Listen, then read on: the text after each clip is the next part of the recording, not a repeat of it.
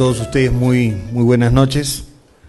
Siempre que estoy en Huancayo, yo les hago saber que estoy en mi segunda casa, ¿no? Porque es al sitio en el Perú donde más he viajado, ¿no? Entonces, no sé si 2 a 3 veces al mes en el último año, pero estoy acá muy contento porque definitivamente estamos dando un paso que se da gracias al concurso de varias personas. La verdad es que yo no tenía idea. Yo soy un académico, soy un profesor universitario y camino bastante por universidades. Y la verdad es que yo no tenía idea lo bien que estaba la Universidad Continental.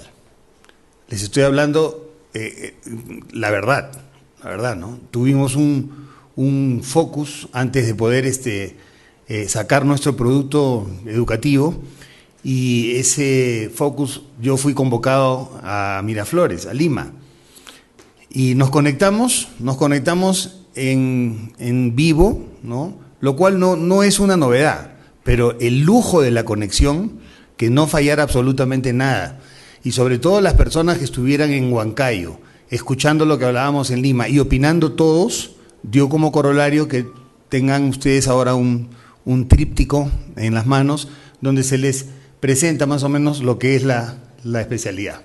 Así que un abrazo fuerte para la Universidad Continental, porque la verdad es que se lo merecen, trabajan muy bien. Nos lo merecemos, porque yo ya soy profesor acá. Espero. Yo he venido a darles una conferencia sobre estética odontopediátrica. No es un tema muy tocado, pero tiene algunos tips y algunos componentes que me parece les va a interesar. El doctor Armando dijo hace un momento que la especialidad iba a generar una nueva expectativa, porque es una visión educativo, preventiva, restauradora, en ese orden. No hay ninguna especialidad de la medicina que no tenga un tratamiento educativo, un tratamiento preventivo y un tratamiento restaurador. Entonces, nosotros los odontólogos en los últimos 200 años no hemos hecho mucho, y eso es real, todos nosotros no hemos hecho mucho para que se nos quite ese cliché de restauradores.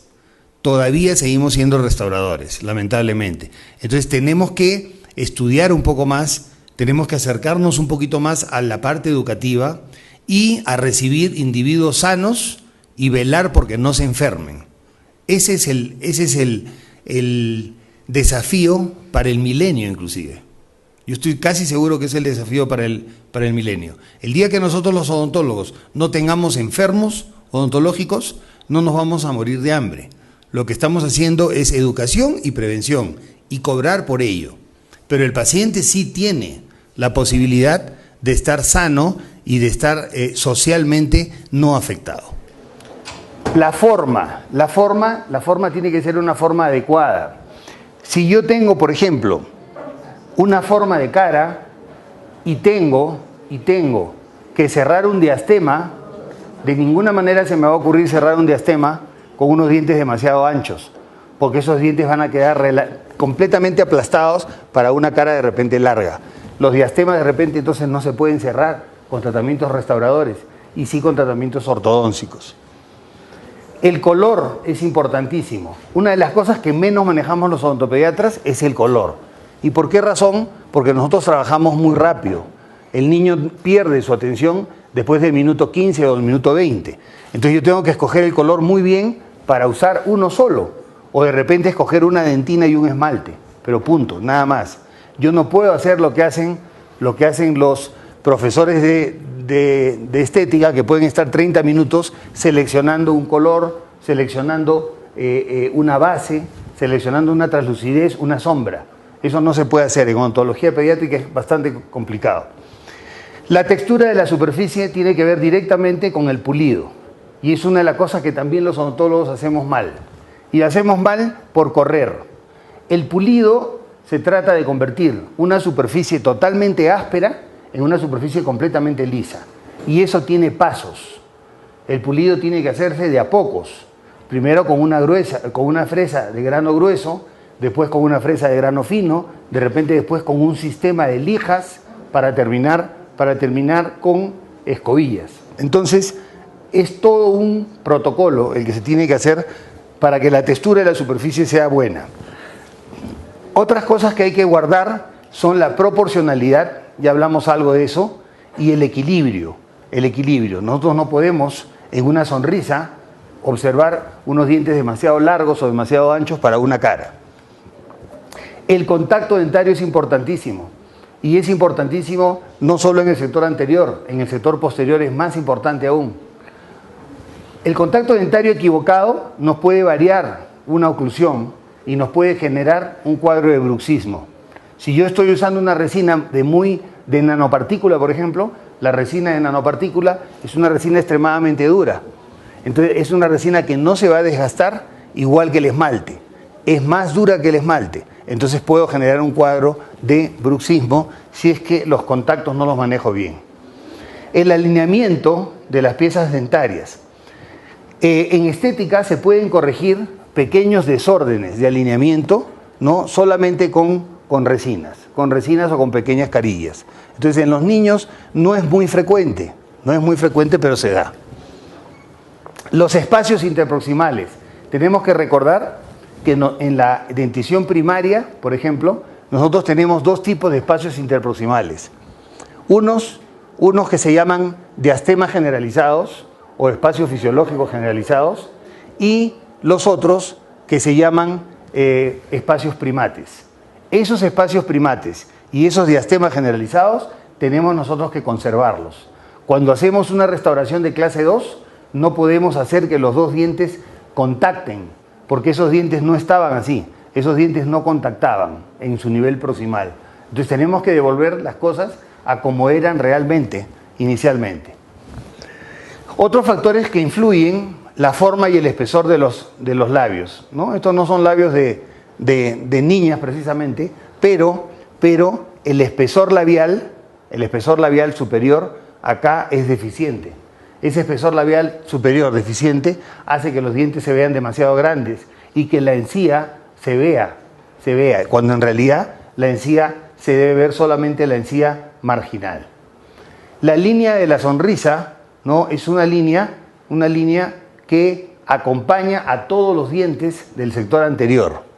Y conservación de la línea media, ¿no? Las líneas medias tienen que conservarse. Todo lo que pasa en un lado de un maxilar debe pasar en el otro. Y todo lo que pasa arriba debería pasar abajo. Si nosotros tenemos esa premisa simple, nosotros estaríamos conservando lo más que pudiéramos la línea media. Esta es una reflexión de Luis Baratieri. Luis Narciso Baratieri es uno de los profesores más connotados de operatoria dental. Y dice, no existe una fórmula científica que se pueda aplicar a todos los casos, así como no hay un ser humano igual a otro. No hay un solo niño igual a otro. Entonces no debemos clasificar niños. Lo que debemos clasificar son de repente bocas, conductas, pero niños no hay dos niños iguales. Nadie de los que estamos en esta aula se parece o es igual a otra persona que está en el aula. Todos somos diferentes. Entonces, mediante ese concepto, nosotros tenemos que crear una estética para el paciente que estoy atendiendo.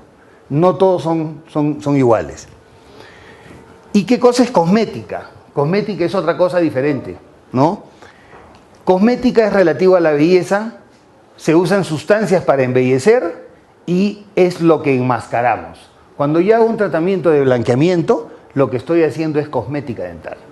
¿De acuerdo? Cuando yo estoy restaurando con unas resinas y estoy mejorando las formas, estoy haciendo estética dental.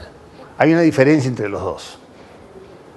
Ok, vamos a ver entonces cómo hacemos esto en el sector anterior. Nosotros tendríamos que hablar de todas maneras de adhesión, porque vamos a trabajar con materiales adhesivos. Los materiales que voy a mostrar ahora son básicamente ionómeros de vidrio y resinas compuestas. Entonces, sin el fenómeno de adhesión, los materiales no van a caminar bien.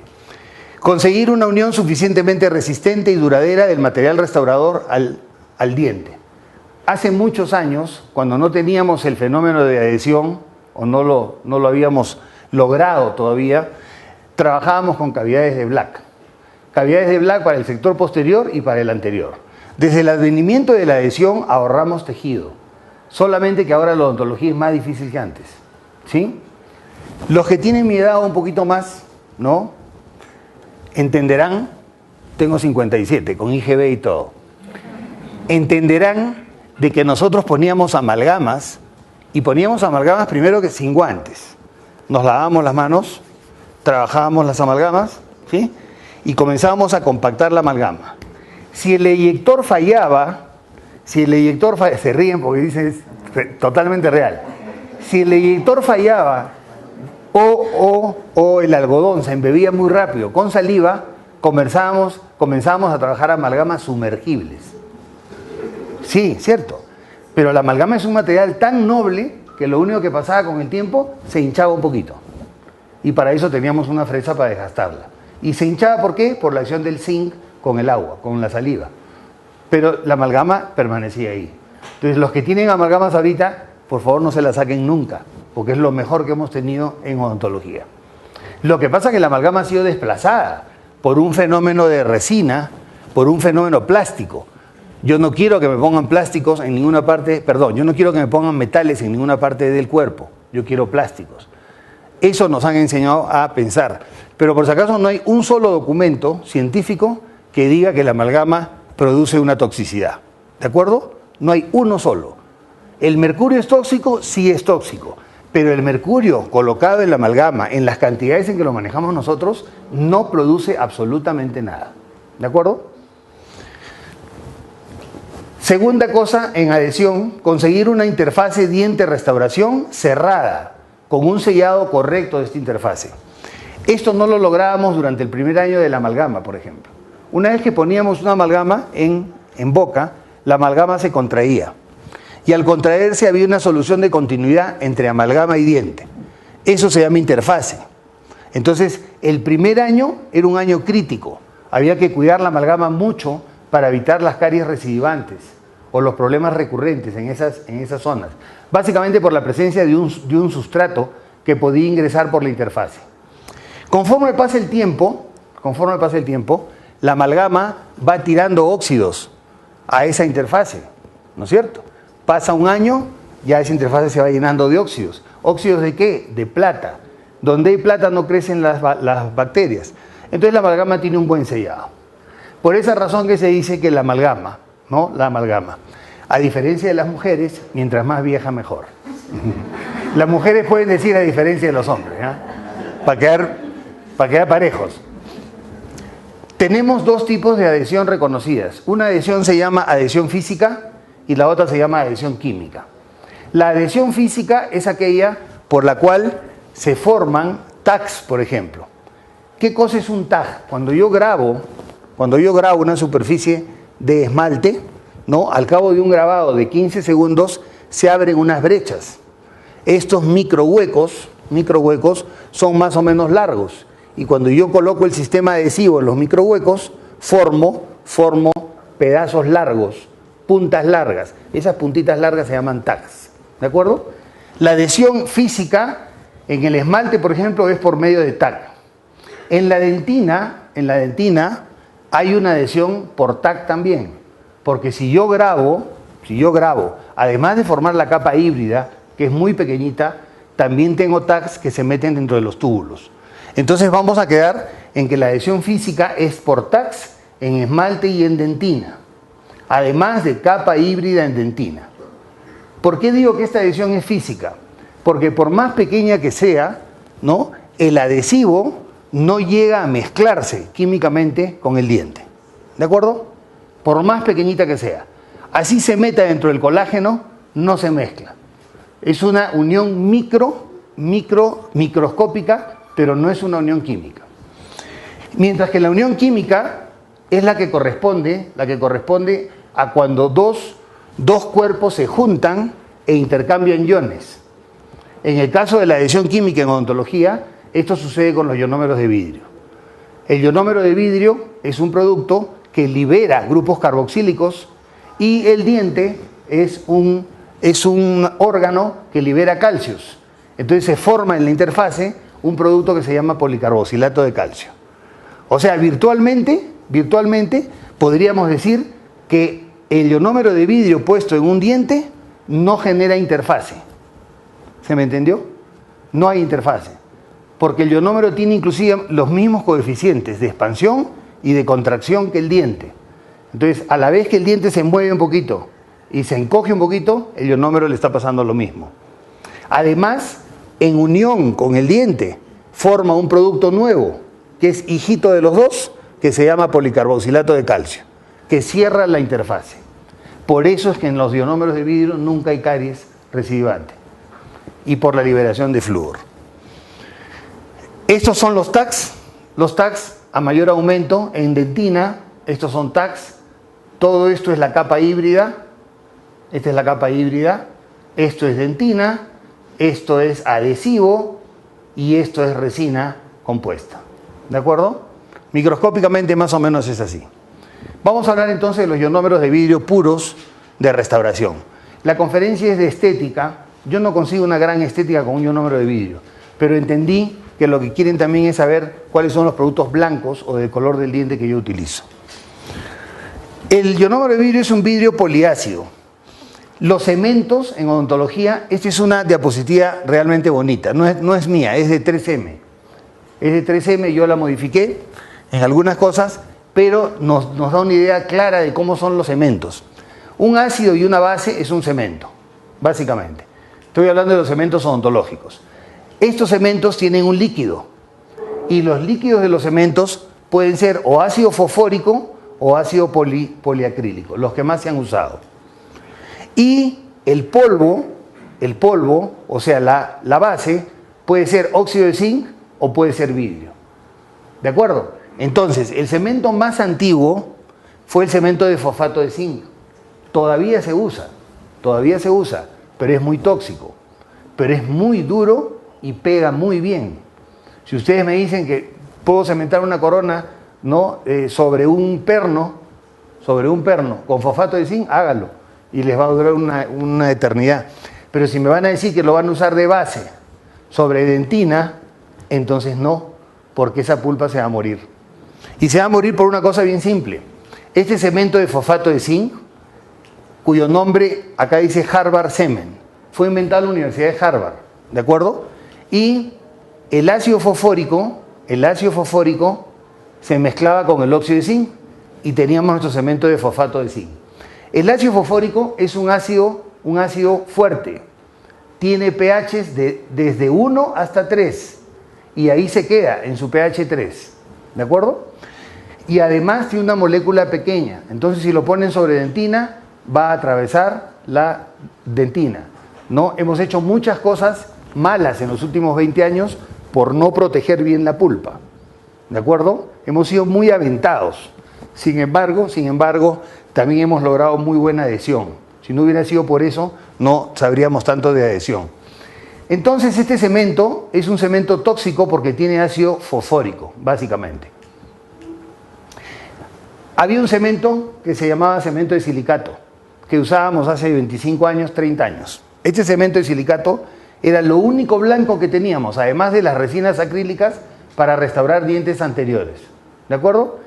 Este cemento de silicato también era una mezcla de ácido fosfórico con vidrio. ¿Qué pasaba entonces? Era muy tóxico. Después de poner un silicato, después de un año de repente o 2 años, entrábamos a ese diente y nos podíamos ir hasta la pulpa, que no existía inclusive, ¿no? Se había retraído tanto por intoxicación. Se había muerto por intoxicación. Entonces las pulpas se morían. ¿Por qué? Por la misma acción del ácido fosfórico. El cemento de silicato tenía una particularidad. Se contraía, había una solución de continuidad, pero en los bordes nunca había caries. ¿Y saben por qué no había caries? Porque en la fabricación del polvo del silicato se usaba como fundente el flúor. Entonces uno de los primeros elementos que tiraba flúor sobre el diente era el cemento de silicato. Después, en 1966, en Gran Bretaña, el doctor Smith descubre o inventa el cemento de carboxilato. El cemento de carboxilato ya no es ácido fosfórico, ahora es un ácido poliacrílico o policarboxílico con óxido de zinc. Es un cemento que se sigue usando hasta el día de hoy. El doctor Smith se murió sin saber que este era el primer cemento que tuvo adhesión química con los dientes. ¿De acuerdo? Porque tenía el mismo grupo carboxílico que se podía mezclar con el calcio e interactuaba con el calcio. En 1900, este cemento en la 3M se llama Durelón. Y en otras compañías tiene diferentes nombres, pero si lo tienen, síganlo usando, que es un excelente cemento. Y luego viene en 1969, dos británicos también, los doctores Wilson y McLean, descubren el ionómero de vidrio. Y el ionómero de vidrio es la mezcla de ácido poliacrílico con vidrio. ¿De acuerdo? Entonces, el ácido poliacrílico es un ácido débil. Cuando yo les hablaba del ácido fuerte, del fosfórico, hablaba que iba entre 1 y 3 de pH. Este ácido de acá llega a tener 3 de pH, pero en minutos sube hasta un pH neutro, hasta 6.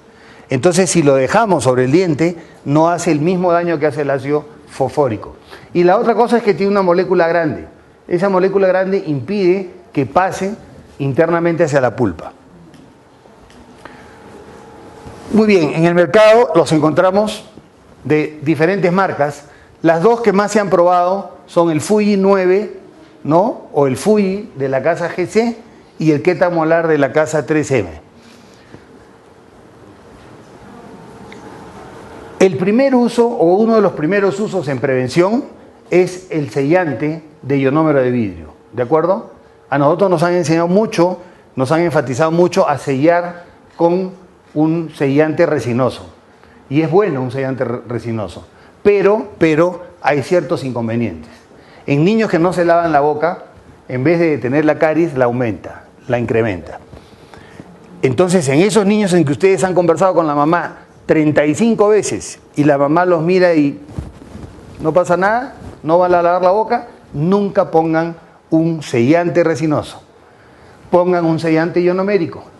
¿Por qué? Porque el sellante ionomérico penetra y tira mucho flúor y al costado de ese sellante no va a haber caries.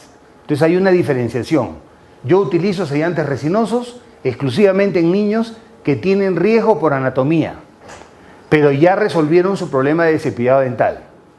Su riesgo es porque tienen una anatomía difícil, pero el problema de cepillado ya lo han resuelto. Entonces podemos usar con tranquilidad un cemento resinoso, que en promedio tiene tiempo de vida de 7 años más o menos.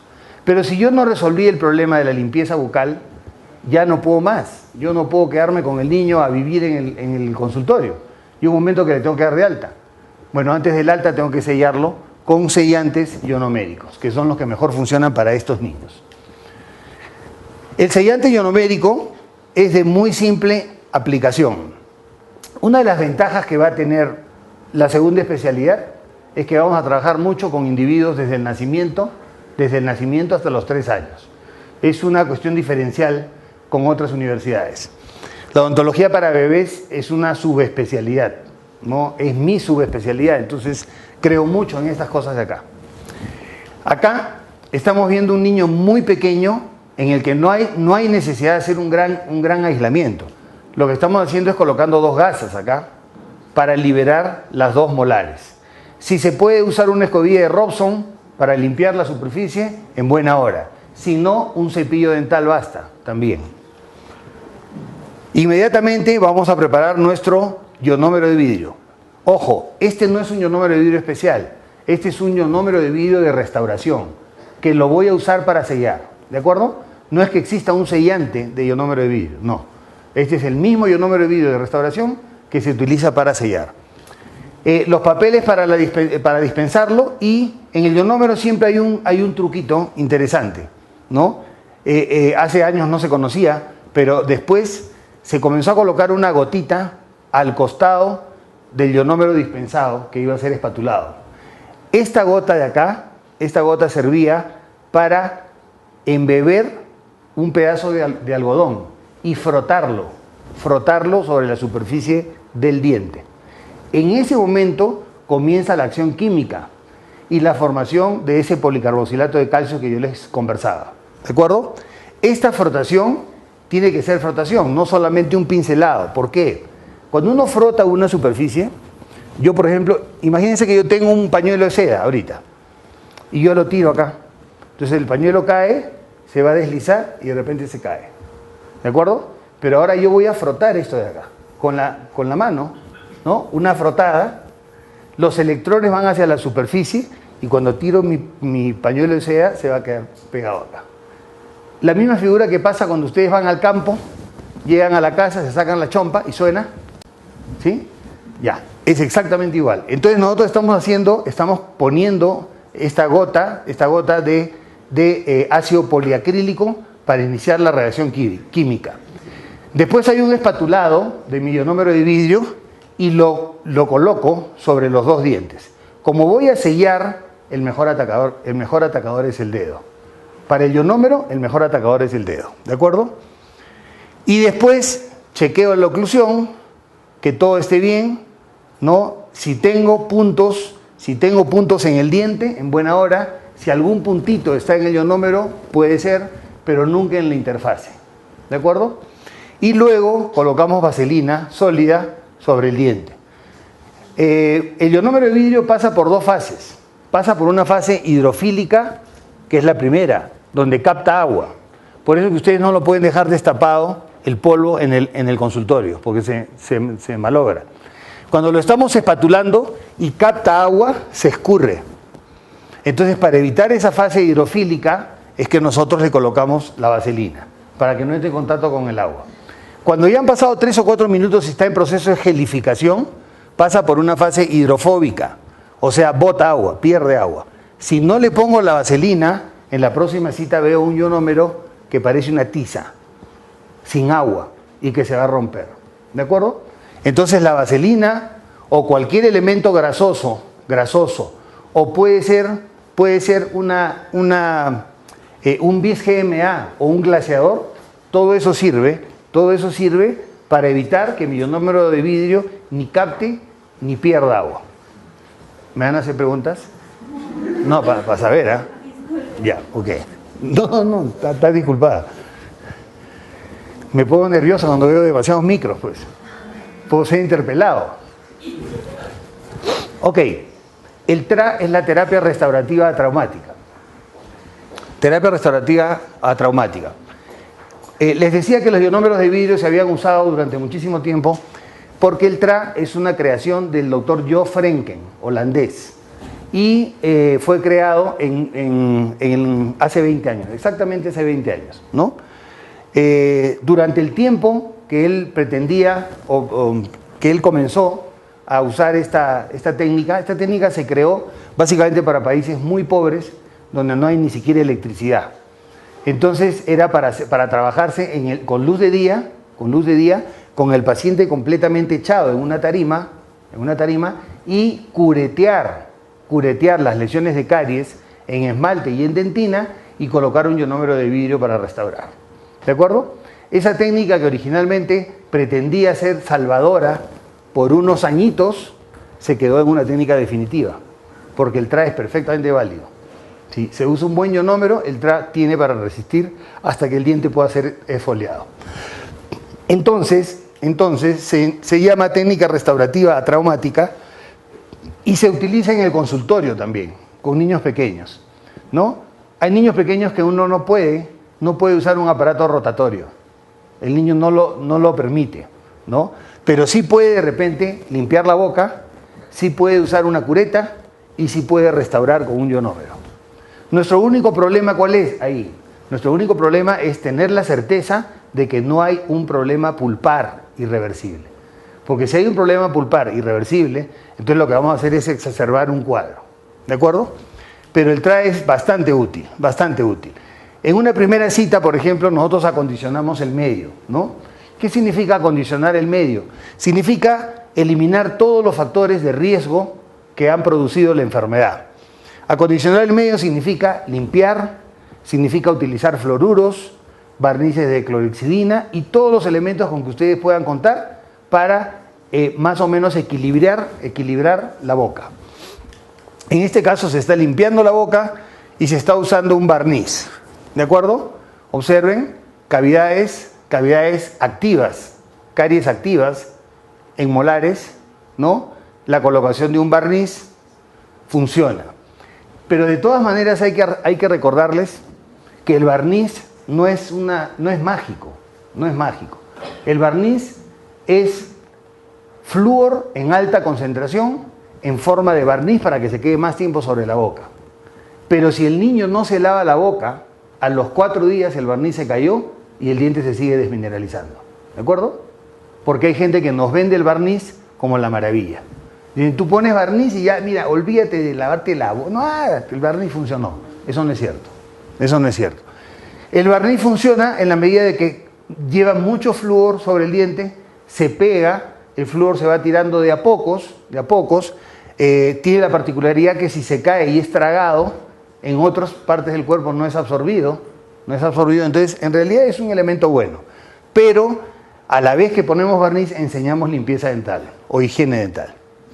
En la siguiente cita ya nos dedicamos a limpiar un poquito, si se puede. Acá hay un abreboca, esta es una niña muy pequeña, estamos limpiando con una escobilla de Robson con agua oxigenada diluida. Creemos mucho en el agua oxigenada nosotros. El agua oxigenada diluida es agua oxigenada de 10 volúmenes diluida a 1/4. Más fácil, 1 cucharada de agua oxigenada, 3 cucharadas de agua. ¿De acuerdo? Esa es una solución bastante buena, no quema, es eficaz contra los microorganismos, entonces puede ser usada para limpieza bucal.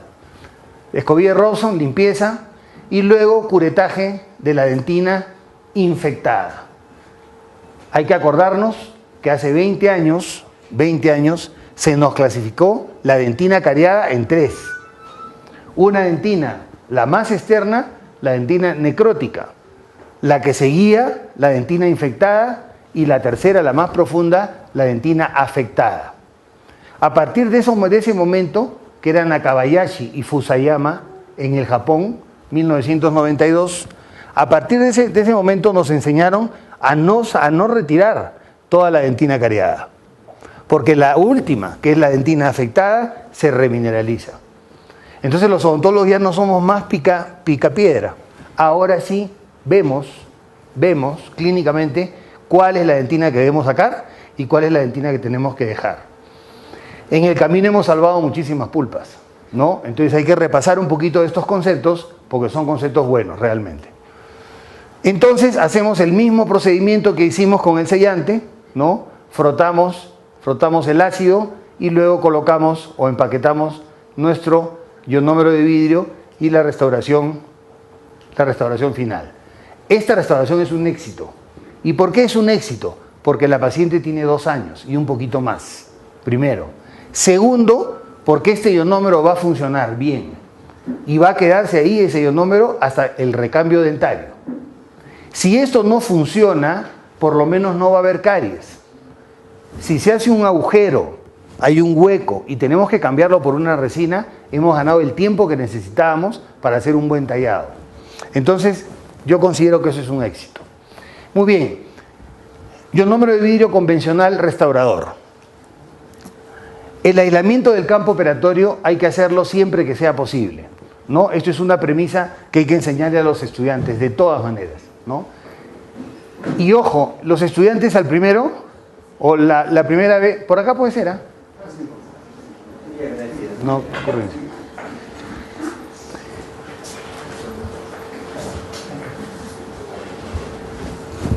Para todos los gustos.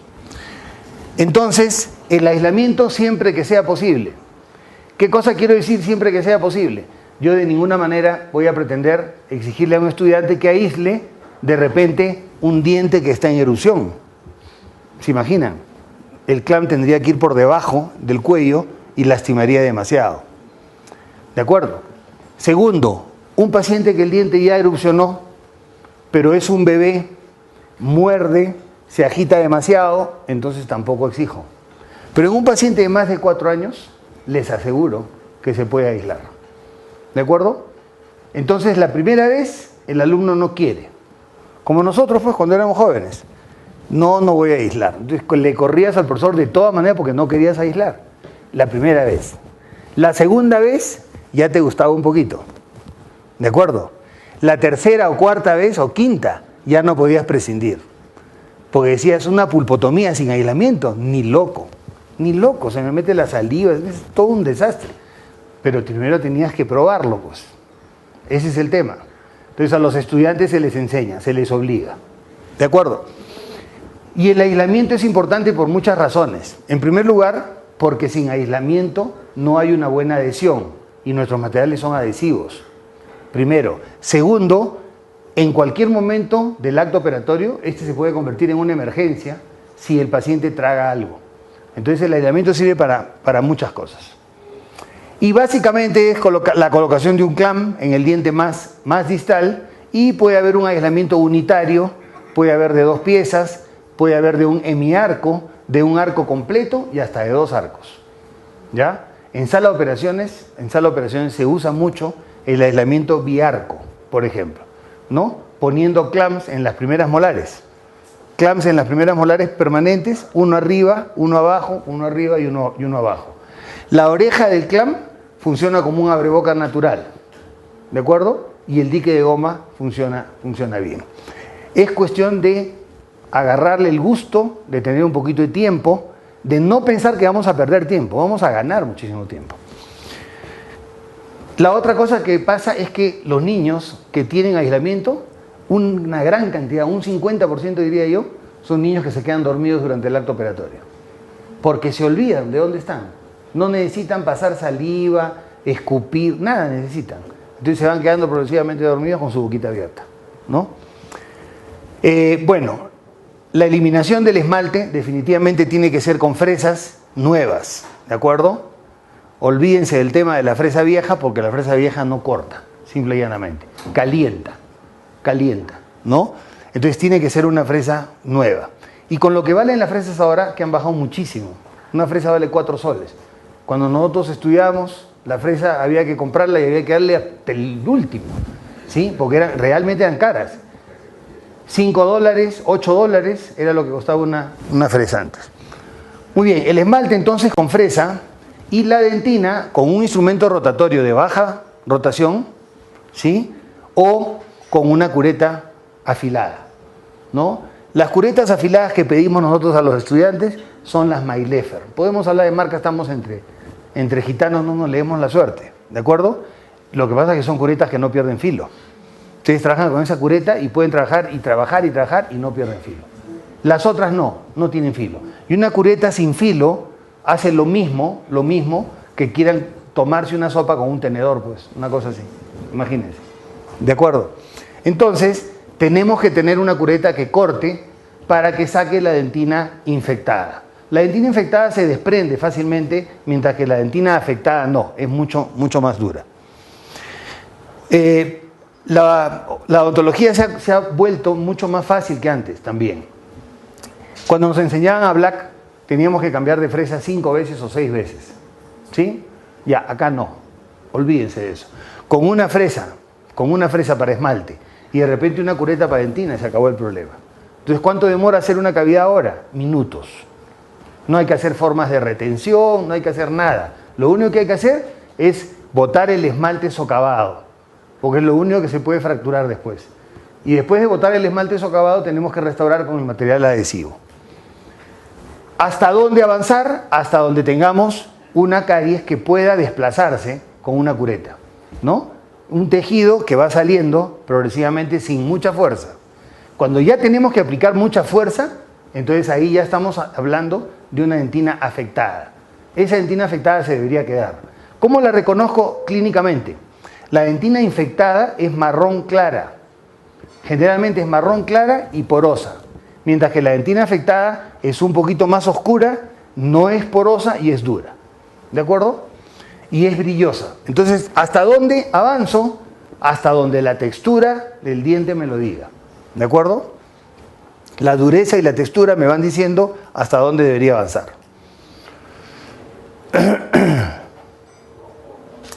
La diferencia entre la dentina infectada y la dentina afectada estriba básicamente que en la dentina infectada ya se ha perdido la estructura del túbulo.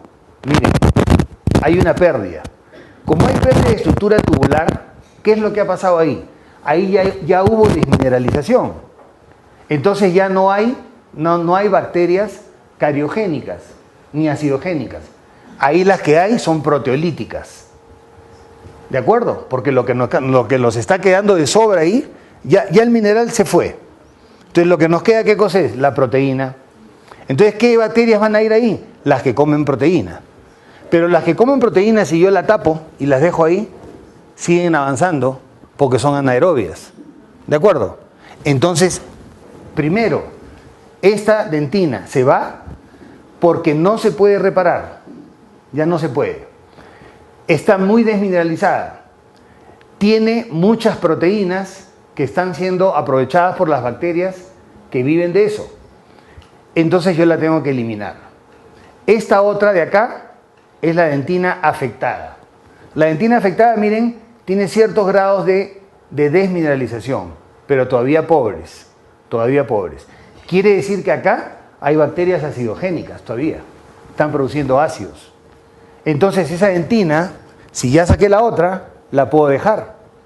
¿Y qué pasa si yo restauro y la dejo? ¿Qué pasa con esas bacterias? Se mueren porque las acidogénicas dependen de un sustrato y sin alimento se mueren. Esa es la diferencia de tener una proteolítica y una acidogénica restaurada. ¿De acuerdo? Las caries que avanzan, que siguen avanzando, son porque se quedó dentina infectada. Cuando dejamos dentina afectada, no pasa eso. No pasa eso. Se convierte en un cementerio bacteriano. Las pocas bacterias que puedan quedar ahí se mueren por falta de comida. Muy bien, seguimos con nuestro caso clínico. Hemos terminado de eliminar la caries, ¿sí? Hemos usado una fresa redonda, hemos podido usar una fresa de fisura, un fisurótomo también. Acuérdense que la cavidad no voy a hacer una cavidad de Black, entonces voy a hacer simplemente eliminación de caries. Una vez que eliminé completamente todo, estoy listo para restaurar. Acá sí se puede usar un explorador, ¿no? Acuérdense que todavía podemos escuchar el grito dentinario, ¿no? El famoso grito dentinario antiguo todavía se puede poner en práctica. ¿Por qué? Porque la dentina afectada, ¿no?, tiene una textura tal que el explorador le arranca un ruido. ¿De acuerdo? Colocamos nuestro ácido poliacrílico, lo frotamos en el diente y luego espatulamos nuestro ionómero de vidrio. El ionómero de vidrio viene en dosificaciones, ¿no?, según cada fabricante. En realidad pueden espatular con la espátula que ustedes quieran. Puede ser una espátula metálica o puede ser una espátula plástica, ¿ya? Lo que nunca deben hacer es espatular un ionómero de vidrio en una platina de vidrio, porque se incorpora parte del vidrio. Entonces estamos espatulándolo y luego utilizamos una espátula de teflón, ¿no? A mí no me gustaba cuando me hablaban de cosas así muy sofisticadas. Esto no es muy sofisticado. Es una espátula de teflón porque realmente es útil. ¿Qué necesito yo acá? Yo necesito que el ionómero de vidrio se pegue al diente, no a la espátula. Si no, no hay adhesión química. No hay adhesión química. Entonces, obligatoriamente tenemos que usar una espátula de teflón. La limpiamos con alcohol y la podemos usar. Entonces el ionómero se va a pegar hacia el diente y no hacia la espátula. Cuando va perdiendo el brillo, quiere decir que el proceso de gelificación está terminando y ya no se debe tocar. ¿Ya? El ionómero de vidrio es un material que se puede tallar con fresa, no se puede tallar con otro instrumento, es bien difícil, ¿no? Hay quienes usan bisturís, por ejemplo, ¿no?, para hacer ciertos cortes, ¿no? Pero realmente el ionómero de vidrio, cuando pierde ya el brillo, mejor es dejarlo como está, esperar unos minutos, ¿no?, y poder utilizar de repente una fresa nueva para poderle dar forma. Como acá, ¿no? Doctora, qué guapa, doctora. No, aquí. No, siga, es una broma. Está muy guapa, o sea, pero es una broma. Además, mi novia está acá, no puedo hacer nada, ninguna cosa. Lo que pasa es que debe ser bien bravo entrar a un auditorio y que el único sitio sea adelante, ¿no es cierto? Pero no pasa nada, Entonces, miren, han pasado 4 minutos o 5 y esta fresa nueva, se está usando para ser tallado. ¿De acuerdo? El ionómero de vidrio entonces no se puede tallar si no es con una fresa nueva. Luego estamos puliéndolo, acá estamos haciéndolo con el sistema Soflex de la 3M, ¿no? Que va de más a menos, de grano grueso a grano fino, luego chequeando la oclusión, ya sin el aislamiento, ¿no? Chequeo de la oclusión y el caso terminado, ¿no? El caso terminado, y acá estamos usando un glaseador. La mayoría de los glaseadores que vienen con los sistemas adhesivos, ¿qué cosas son? Bis GMA, ¿ya? O sea, resina sin carga. Entonces lo único que tienen que hacer es usarlo, aplicar la luz halógena si son fotopolimerizables, entonces por lo menos nos va a durar las 24 horas que yo quiero para que el ionómero ni gane ni pierda agua. Se está polimerizando y el caso terminado. Muy bien, vamos a ver ionómeros de vidrio híbridos. El ionómero de vidrio les dije que era la suma de un líquido y un polvo. El polvo era vidrio de alumino sílica y el líquido era ácido poliacrílico o ácido policarboxílico. Ese es un ionómero puro. Ahora, cuando yo quiero mejorar mi ionómero, ¿no? Las empresas han ido mejorándolos, ¿no? Y el ionómero de vidrio híbrido, ¿qué es? Es un producto que tiene 70% de ionómero y 30% de resina compuesta. ¿De acuerdo? Entonces, tiene mayor dureza, tiene mejor acabado, resistencia a las fuerzas de masticación, ¿ya? Un solo problema, tira menos flúor sobre el diente, pero está demostrado que sí llega a tirar flúor sobre el diente. Ahora, si nos vamos a la inversa y seguimos avanzando y nos vamos a los compómeros, ¿qué eran? ¿O qué son? Los compómeros son 70% de resina y 30% de ionómero. Entonces, hace unos 10 años se dijo, el compómero es una mala resina y un mal ionómero. Entonces ya no se usa. Cuando nos venden un compómero es porque en Estados Unidos ya no lo quieren, en Europa ya no lo quieren, entonces lo mandan para acá. Ya, dentro de unos 20 años, que seamos más ricos que lo que somos ahora, les vamos a devolver todo eso. Pero por el momento hay que tener mucho cuidado porque el compómero no se debe comprar, no es un buen elemento. Vamos a ver un caso de pulpectomía. Hay algunos de ustedes que ya lo vieron, estoy seguro, pero sí tiene que ver con el tema de hoy, que es estética, ¿no? Nosotros recurrimos a pulpectomías, por ejemplo, cuando tenemos alteraciones pulpares degenerativas avanzadas o necrosis total de la pulpa, ¿no? Este es un típico caso de caries de infancia temprana por biberón azucarado. La caries de infancia temprana generalmente es por biberón azucarado o por seno indiscriminado, ¿no? En nuestro país, en Junín, existe. Por si acaso, nosotros somos récord mundial en lactancia materna. ¿Sabían todo eso? ¿Sabían todos? Soroche.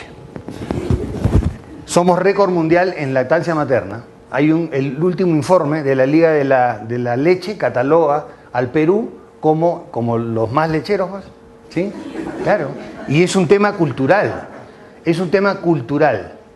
La mujer en el Perú no se esconde de darle leche a su hijo. Se cubre en algunas circunstancias especiales. Pero normalmente no se cubre, ¿no? Saca el pecho y es cultural, porque la lactancia es un acto de amor. ¿De acuerdo? Entonces, en algo estamos bien. El Ministerio de Salud ha trabajado muchísimo esto.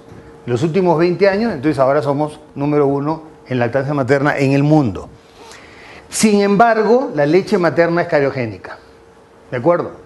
Entonces, donde haya una lactancia materna, sea esta exclusiva o sea una lactancia complementada, lo que tenemos que hacer es incluir higiene dental de todas maneras.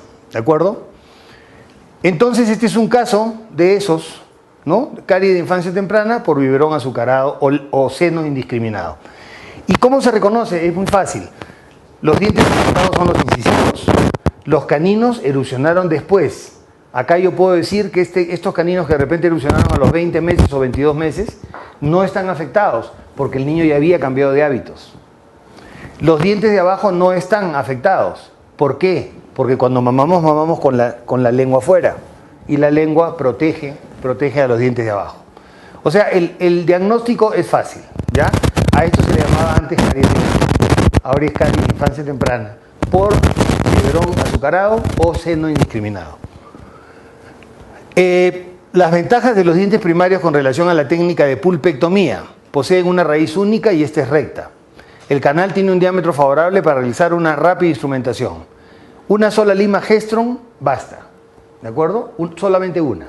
Estamos hablando de una pulpectomía en un superior, que tiene un canal muy ancho. Entonces lo único que nosotros queremos es descombrar y eliminar todos los escombros.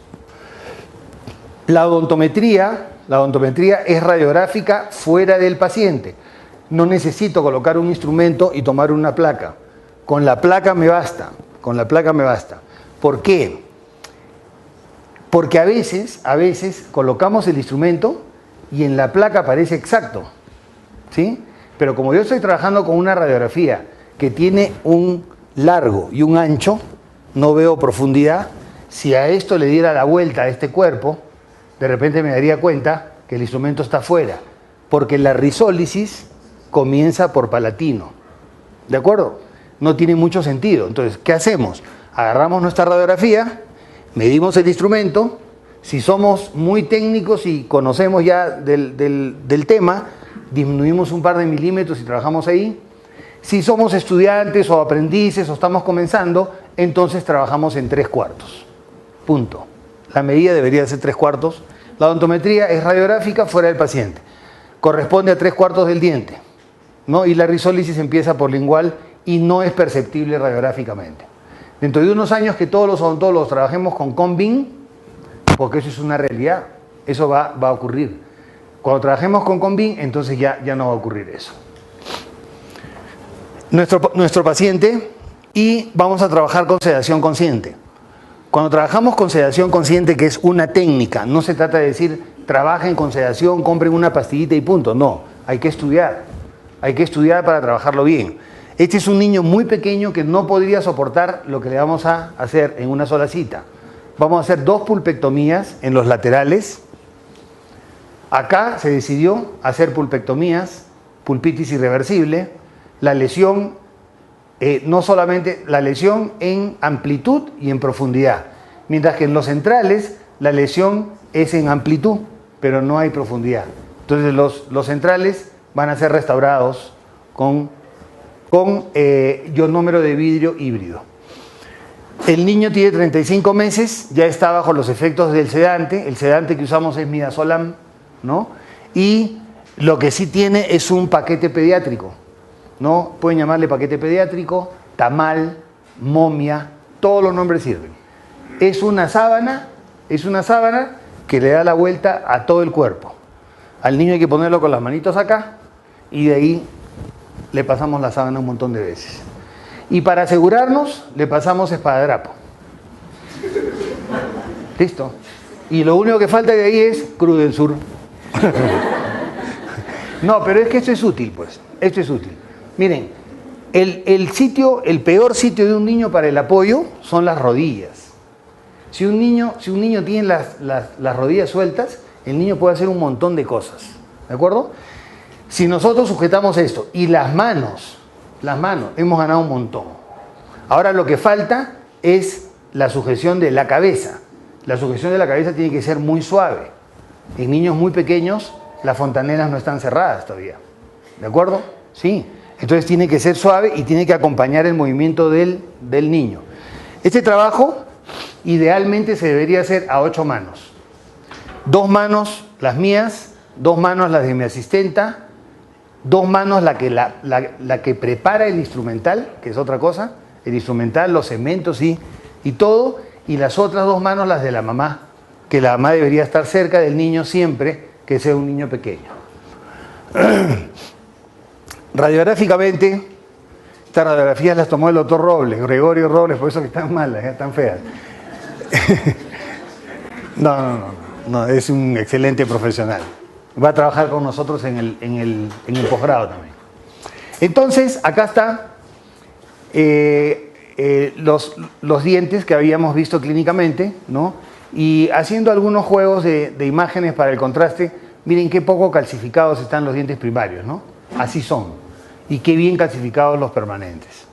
Entonces, comenzamos con la anestesia. La anestesia es un arte también, ¿no? Cuando nosotros aprendemos a poner anestesia bien y tenemos la certeza de que no va a doler, recién en ese momento le podemos decir a nuestro paciente, no te va a doler. No hay peor cosa para un niño que la mentira, ¿no es cierto? El niño les pregunta y ustedes le dicen, no va a pasar nada, no te va a doler, y duele. Ese niño no cree más en nosotros, nunca. Yo tengo restauraciones de un primo mío, un primo hermano, un excelente odontólogo, pero que su idea de la odontología era restauradora, ¿no? Y no tenía una especialidad o una subespecialidad en odontología pediátrica, pero era un buen clínico, un excelente clínico. Y mi primo me decía, no te preocupes, Marito, me decía, yo tenía 8 años, no te preocupes, Marito, un par de veces más te va a doler y de ahí nada más. Ya, un par de veces más son 2, pues, ¿no? Cuando estaba en el número 15, ya, espérate un ratito, así cuando ustedes ponen la fresa sobre la dentina, porque tienen miedo a anestesiar. Ahí dicen, no, mejor no anestesio porque voy a hacer doler. Un poquito es un montón, es un montón. Viene la primera, viene la segunda, la tercera, la cuarta, en la 10ª el umbral del dolor del paciente ya bajó. Cualquier estímulo que le hagan le va a doler, le va a mortificar. Y sobre todo es que ese niño no va a regresar más. Entonces lo primero que tenemos que hacer es aprender a poner anestesias bien. Esta evidentemente es para la foto, normalmente no es así, ¿no? Normalmente es el cartucho acá y el labio, que yo lo tracciono, ¿sí? Para que no se sienta. Y antes de esto hemos puesto anestesia tópica. Pero ojo, la anestesia tópica se pone abundante, ¿de acuerdo? No es un poquito, porque a veces queremos poner un poquitito, para que el pote nos sirva hasta que cumplamos 25 años de odontólogos. Y ponemos un poquitito y cuando vamos a inyectar, el niño se mueve un poquito, inyectamos en otro lado y duele. Entonces, ¿cuál es el objeto? Mejor es agarrar y colocar con el guante una zona más o menos grande.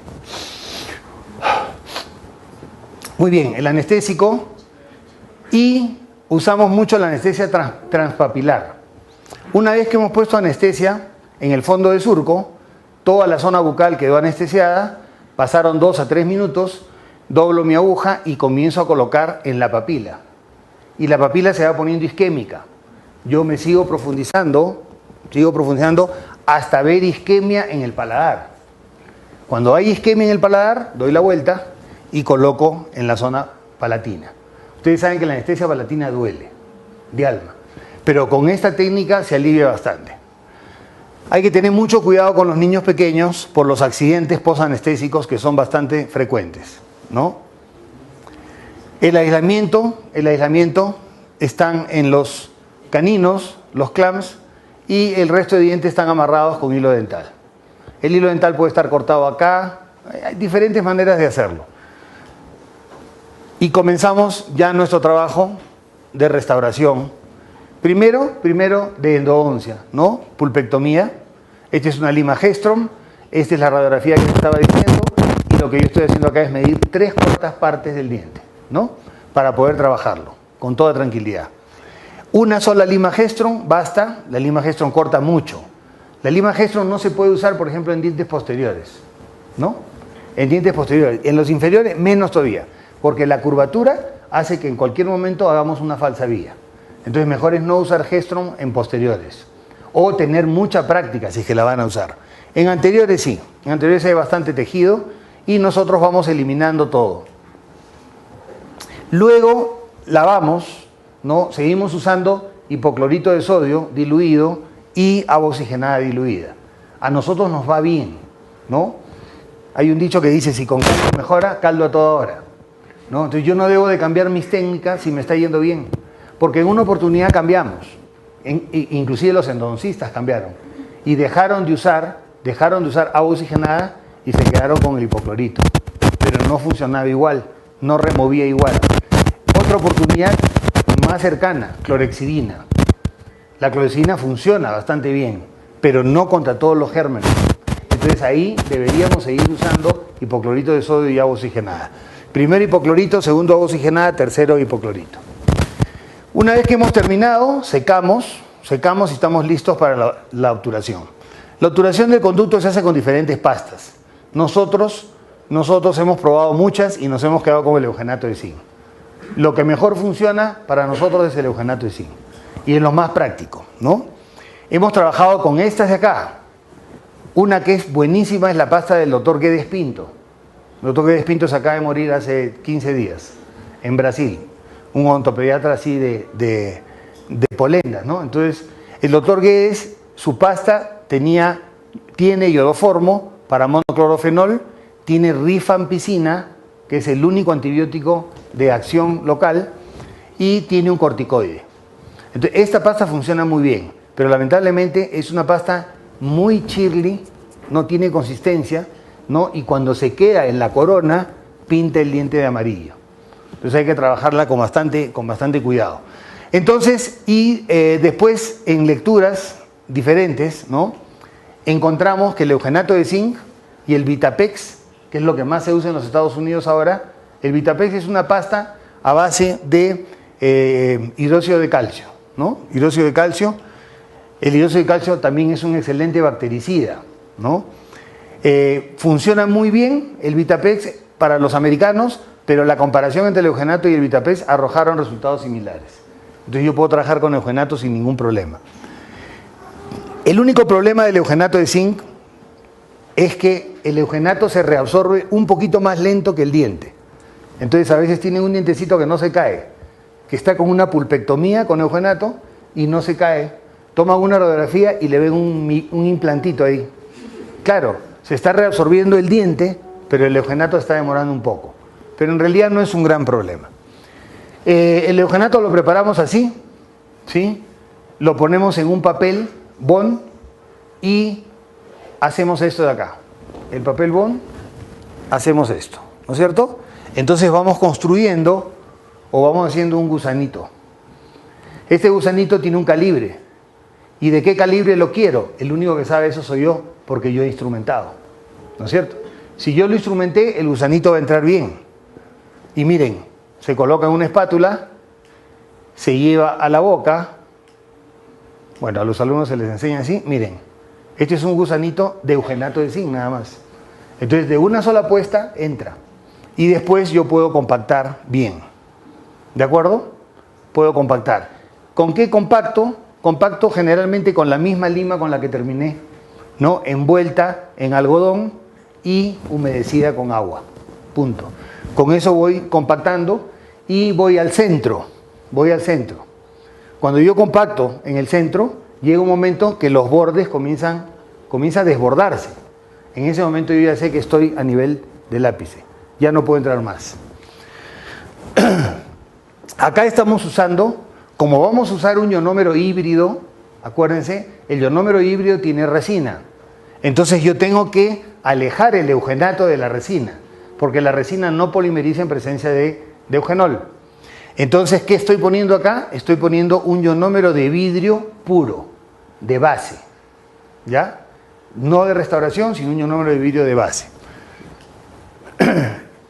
Puede ser el Vitrebón, de repente, de la 3M, ¿no? Tiene muchas características bastante buenas, ¿no? Su preparación es muy fácil, y es un producto que es multipropósito realmente. Acá lo único que yo quiero, o lo único que yo quería era separar, ¿no? El eugenol de la restauración que viene después. Observen esto, este dientecito y este dientecito. Cuando a mí me enseñaban en la universidad, yo tenía que dejar toda esa superficie blanca, ¿cierto? El conocimiento de la época era ese, pues. Tenía que dejar toda la superficie blanca. Y en el camino, algunas pulpas se morían. Acá no. Esto que están viendo acá, marrón y liso, esto es dentina afectada. ¿De acuerdo? Acá también hay dentina afectada. No necesito yo eliminarla completamente. Ya no. Voy a usar el Vitrebón. El Vitrebón es un ionómero de vidrio híbrido y básicamente es un polvo, un líquido un glaseador y un primer. Perdón, un primer y un glaseador. Las presentaciones del Vitemer ahora son más simples, vienen hasta en clickers, ¿no? Pero esta es la presentación tradicional. Estamos utilizando el imprimante acá. El ionómero de vidrio, por más que sea híbrido, no necesita de un grabado ácido, necesita de una imprimación solamente. O sea, el imprimante es una acetona o un alcohol. ¿Qué es lo que hace? Limpia el barro dentinario y a la vez volatiliza parte del agua de la dentina, mejorando los niveles de adhesión. Después del primer, entonces, vamos a utilizar coronas. Estas coronitas las podemos fabricar nosotros. Acá hay un troquel, si ustedes lo ven, es un troquel, y hay una coronita acá de acrílico. ¿De acuerdo? Estoy usando el aparato, el vacuum, para confeccionar férulas, lo estoy usando para confeccionar coronas individuales. Entonces, si yo tengo varias de estas, lo que tengo que hacer es medir el tamaño según el diente que voy a querer restaurar. Y luego llego al vacuum y preparo mis 4 coronas. Para quien no lo pueda hacer así, hay otra forma de hacerlo. Por ejemplo, tomo una impresión acá de mi paciente y lo que hago es un tallado, un encerado. Coloco 4 coronitas de cera como yo quiero que queden. Y luego hago el mismo proceso con el vacuum. ¿Se entendió? ¿Sí? O sea, es una manera artesanal de hacerla. Ahora, el que tiene plata viaja y se las compra. Porque se llaman coronas de pedoform. Pedoform. Suena feo. Entonces vamos a hablar en inglés. Pedoform. Suena menos. Las coronas de pedoform vienen de diferentes tamaños. Entonces se consiguen en las casas grandes. En el Perú lamentablemente no hay. Porque comprarse una caja es para uno que haga todo el día esto, ¿no? Es una inversión demasiado grande. Y siempre se te quedan números. Entonces preferimos hacerlas de otra forma. Acá hemos preparado nuestro ionómero de vidrio y estamos inyectando con una jeringa Matrix, ¿no? Estamos inyectando el ionómero en la coronita. Porque la coronita va a ser insertada de una sola vez. De una sola vez. Si yo estuviera trabajando con resina compuesta, yo no podría hacer esto. Porque la resina tengo que polimerizarla por capas. Pero este material, este ionómero de vidrio híbrido, sí polimeriza de una sola vez. Se coloca y la polimerización comienza cuando nosotros espatulamos. Entonces hay una primera polimerización química. La segunda es cuando aplicamos la luz halógena. Segunda polimerización. Y la tercera es en ausencia de luz, durante las siguientes 6 horas. El Vitemer fue un material diseñado para eso. Entonces se puede poner de una sola vez sin ningún problema. Las coronas de adelante estamos trabajando a mano alzada, ¿no? Estas dos ya las pusimos. A mano alzada, el sector palatino. Y ahora que ya la corona no nos sirve más, la cortamos con un bisturí, la cortamos, la sacamos y ya no nos sirve. Nos sirvió para llevar el material, ¿no es cierto? Y ahora viene ya todos los retoques que nosotros tenemos que hacer. Como habrán visto, he usado un solo color. Acá no hay mucha posibilidad de usar un par de colores, que sería lo ideal, ¿no? Pero el resultado es bastante bueno. Es bastante bueno. Así vino el niño, 2 horas después está así. ¿De acuerdo? Y cuando hablábamos de la estética y comenzábamos la conferencia, dijimos que habían algunos detalles que no se podían dejar de salvar. Miren, este niño tiene una mordida casi vis a vis. Por eso es que no se puede tener unos grandes dientes y bonitos en la pieza 5.1 y la pieza 6.1. Son dientes normales de un tamaño más o menos pequeño. Porque si yo tuviera un poquito de overjet, yo hubiera podido hacer dientes más grandes. Y esos dientes más grandes se verían muchísimo mejor acá. Sin embargo, sí hice algo bueno. Y lo que hice bueno fue que acá le creé, en la 6.1, ven una muesca, ¿no es cierto? Ya, esa muesquita es para que el paciente pueda ser protrusiva y no me rompa las coronas. Entonces, esto es parte de lo que nosotros hacemos como como estética. La radiografía preoperatoria, la posoperatoria, endodoncias bastante buenas. Yo no necesito acá, ya les he dicho, no necesito llegar al ápice, yo necesito llenar más o menos 3/4 del diente. Si la pulpa está viva y se queda un pedazo arriba, no hay ningún problema. El material va a llegar hasta la pulpa viva. Y por eso es que yo veo que acá no ha llegado hasta el ápice. Si la pulpa está muerta, necrótica, y salió completa, entonces el material se va a pasar inclusive. Pero eso tampoco es un problema. ¿De acuerdo? ¿Ya? Acá las endodoncias en dientes deciduos tienen consideraciones fundamentales. Una de las consideraciones fundamentales es el llenado del conducto, la ausencia posterior de infección, el silencio clínico y la restauración del diente. Tengo algunas cosas más, pero la hora se nos ha pasado. Siempre es corto el tiempo. Yo estoy muy contento realmente de haber podido hablarles de este tema. Quiero repetir lo que dije al inicio por si alguien no lo escuchó. Yo tengo una impresión gratísima de la Universidad Continental, ¿no? Las cosas que he visto y cómo hemos trabajado este último tiempo conectados entre Huancayo y Lima han sido cosas realmente buenas, que ya se las expliqué yo al doctor, ¿no? Y bueno, un abrazo para todos y que viva Huancayo, pues.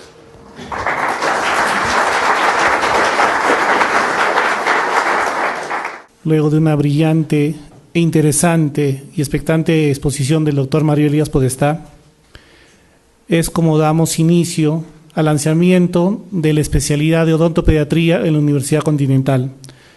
Durante este periodo de trabajo con el doctor Mario Elías hemos aprendido muchas cosas de él, su carisma como profesional, como persona, su deseo de trabajar por todos nosotros. Doctor Mario Elías, nosotros a nombre de la Universidad Continental, don José Barrios, que en un momento estuvo acá, quiere expresarle su eterno agradecimiento por confiar en nosotros, y de igual forma nosotros estamos muy agradecidos que usted encabece esta nueva empresa que es la especialidad de odontopediatría acá en la Universidad Continental. Una de las ventajas que nosotros vamos a ofrecer ahora va a ser una diferenciación, el trabajo serio, bien dirigido, encaminado, como es la característica de la Universidad Continental, va a permitir que nuestros futuros colegas especialistas en odontopediatría tengan el mejor rendimiento académico, una formación sólida en valores, un trabajo responsable, una visión de proyección social y sobre todo investigación. Para poder conseguir todo eso es básico 3 estructuras. 3 niveles, la infraestructura, la estructura y la superestructura que nos da la filosofía académica que tiene la universidad. Ahora invitamos a parte de la plana docente de la Universidad Continental, al cirujano dentista Freddy Pau Carasto, para que nos detalle toda la parte de infraestructura que la universidad ofrece como beneficios para nuestros estudiantes. Buenas noches a todos los colegas. Ahora nos vamos a presentar un poco a la universidad en relación a la especialidad de odontopediatría, como les había mencionado el doctor Armando, en la formación profesional y en este caso de la especialidad, así como todos conocemos y reconocemos la trayectoria académica del doctor Mario Elías, esto también tiene que verse respaldado por la infraestructura con que cuenta la universidad. Lo que les estoy mostrando son los salones de teoría, donde ustedes van a poder apreciar de que cada aula consta con su propio equipo multimedia, una computadora para el profesor conectada a internet, Wi-Fi de acceso libre para los estudiantes de posgrado que configuren sus computadoras para que puedan tener ir corroborando la información que se dicta desde el aspecto teórico. También contamos con un centro de información, ¿no? Nuestra biblioteca, que es tanto virtual como presencial, donde ustedes pueden acceder de manera presencial a los distintos ambientes ¿no? Contamos no solamente con libros físicos en la biblioteca, sino también tenemos acceso a bases indizadas como el Direct Science, tenemos el ProQuest, que son de acceso libre para los estudiantes, tanto de pre y de posgrado. Para el área, si ustedes han podido ver en la cartilla que se les ha repartido, en la malla curricular hay cursos tanto de ciencias básicas como cursos específicos de la especialidad. Entonces nosotros contamos, por ejemplo, con nuestro anfiteatro o laboratorio de anatomía, donde nosotros vamos a poder, ustedes van a poder llevar a cabo sus prácticas de anatomía de cabeza y cuello, por ejemplo, en este curso, en el cual no solamente contamos pues con una estructura o con una infraestructura que brinda todos los parámetros de bioseguridad, sino también anatomía se estudia en cadáveres y también en maquetas, ¿no? O por algunas razones pues no ponemos la foto de los cadáveres hoy día, pero que están disponibles para todos los estudiantes de pre y posgrado. También contamos con otros laboratorios como son en el área de fisiología, de histología, donde cada estudiante pues va a poder tener y contar con el soporte necesario para su formación profesional, ¿no?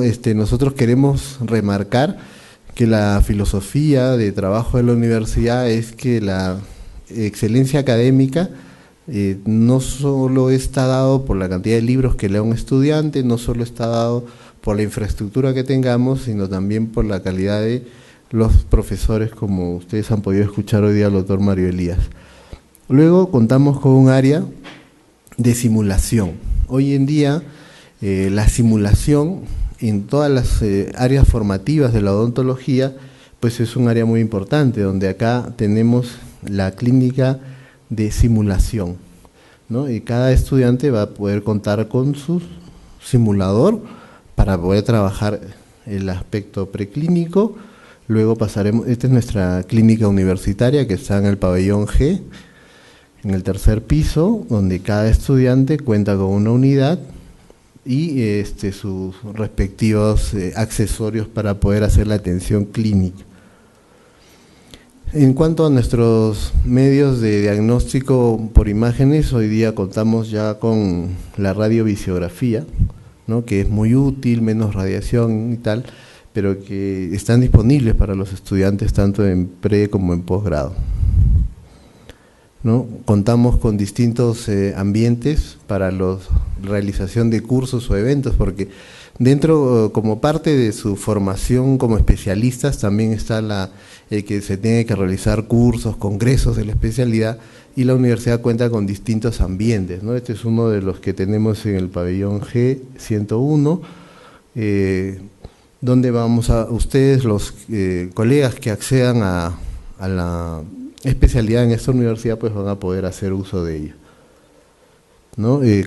Contamos con profesores invitados, no solo de nuestra universidad, sino de diferentes universidades, como el último curso que hicimos con el doctor Valdivia, que es decano de la Universidad Científica del Sur, ¿no? La especialidad de odontopediatría no es la única especialidad que se está desarrollando en la universidad, tenemos la especialidad de ortodoncia.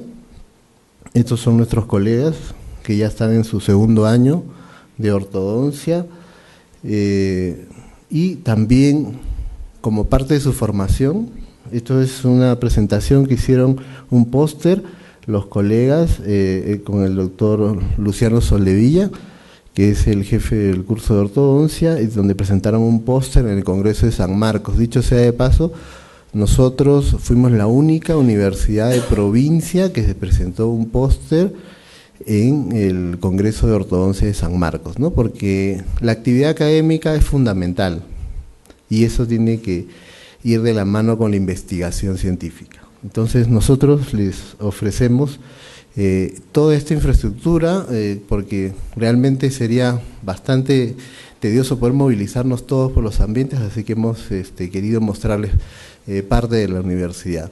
Muchas gracias. Les dije hace un momento que íbamos a trabajar con pacientes desde el nacimiento hasta la adolescencia. Eso en realidad es una fortaleza. Es una fortaleza porque no todos tienen la posibilidad de atender bebés mediante un protocolo bien establecido. Lo venimos trabajando en el Perú hace 25 años. Entonces, lo podemos llevar o traer tranquilamente hacia la especialidad. La otra cosa es que tiene líneas, este plan de estudios tiene diferentes líneas. Ciencia Básica 1 y 2 tiene que ver con todos los aspectos de los cursos básicos, como son histología, embriología, anatomía, morfofisiología, en líneas generales, ¿no? La línea de Ciencia Básica 2 continúa con 2 cursos que necesariamente no son, Ciencia Básica no es el prerequisito. Uno es Ética y Deontología y el otro es Administración del Consultorio Odontopediátrico. El tema ético es un tema que nos preocupa mucho. Nos preocupa mucho porque los odontólogos y todos los profesionales no estamos cumpliendo con algunas cosas que de verdad hemos sido formados para cumplirlas. Entonces yo creo que una especialidad debería rescatar estos temas. Y la administración del consultorio es una cosa importantísima porque en realidad no es un juego. Administrar un consultorio es una ciencia, ¿no? Que el consultorio tenga utilidades es todo un reto. Entonces, creemos que la administración del consultorio odontopediátrico es un tema interesante. En la segunda fila van a ver crecimiento y desarrollo craneofacial 1 y 2, primero y segundo semestre, y que continúan con investigación científica 1 e investigación científica 2. Entonces, crecimiento y desarrollo craneofacial, nosotros vamos a tener que integrarlo con crecimiento y desarrollo que se dicta en ortodoncia. Entonces, el estudiante de odontopediatría tiene que tener un conocimiento sobre crecimiento y desarrollo bastante bueno. Y en los cursos de investigación científica, cuando nos hablan de investigación, por lo menos a mí, no sé a ustedes, pero cuando me hablan a mí de investigación, todavía yo soy fruto de una cosa medio etérea, ¿no? Que no pude plasmar. Lo pude plasmar con mi maestría y con mi doctorado, pero en la universidad no lo pude plasmar. ¿Y por qué? Porque los profesores de metodología y la investigación parecía que los habían contratado para hacernos odiar la metodología. Entonces, esto es diferente. Esto es diferente porque con los recursos que hemos visto, nosotros contamos con recursos virtuales para que el alumno aprenda a escribir y a publicar. Eso es un arte, Escribir y publicar sobre la especialidad lo hace a uno mucho mejor profesional.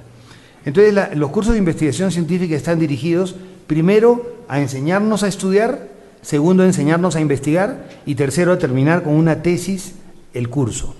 La segunda especialidad termina con una tesis, pero es una tesis que es llevada progresivamente en los semestres. No vamos a estar esperando el último semestre para iniciar la tesis, no, desde el inicio, y de una manera lo más agradable posible. El tercero y la cuarta fila ya tienen que ver con la clínica integral del niño, porque van en cursos desde Introducción a la Odontopediatría Especializada, Cariología y Patología Pulpar 1, Cariología y Patología Pulpar 2 y Traumatología y Cirugía Bucal. Esa es una línea. La siguiente es la clínica estomatológica. La clínica estomatológica del niño, 1, 2, 3 y 4, tiene diferentes récords, ¿no? El alumno no se la va a llevar fácil, de ninguna manera.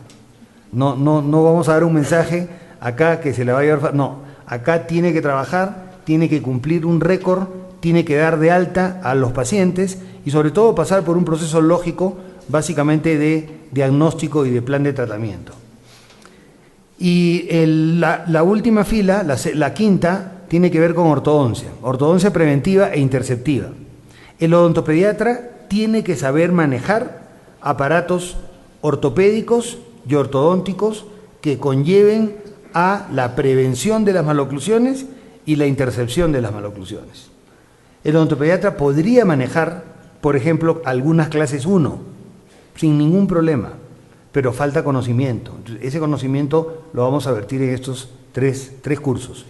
La ortodoncia correctiva se da básicamente en casos de clase 2 y clase 3, diagnosticados definitivamente en casos esqueléticos, pero nosotros podemos hacer mucho por mejorar las condiciones de nuestros niños acá en Junín.